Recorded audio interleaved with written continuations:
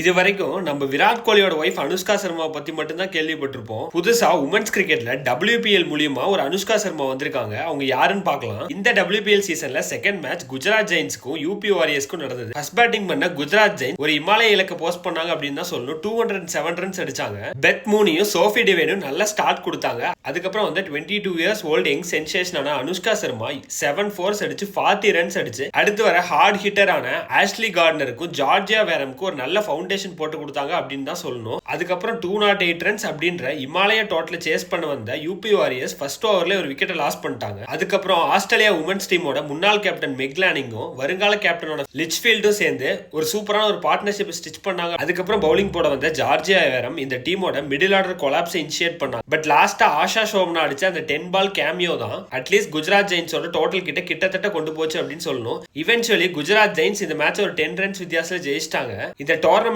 எல்லா மேட்சுமே திக் அண்ட் ஃபாஸ்டா நடக்குன்னு தான் சொல்லணும். நேத்து தோத்த மும்பை இன்னைக்கு டெல்லி கேபிட்டல்ஸோட ஆடுறாங்க. நீங்க கமெண்ட்ஸ்ல சொல்லுங்க, அட்லீஸ்ட் மும்பை இன்னைக்காச்சும் அவங்களோட ஹோம் கிரவுண்ட்ல கம்பேக் கொடுப்பாங்களா மாட்டாங்களா அப்படின்னு. இந்த மாதிரி கிரிக்கெட்டிங் இன்ஃபர்மேஷன் தெரிஞ்சுக்க சப்ஸ்கிரைப் பண்ணிக்கோங்க.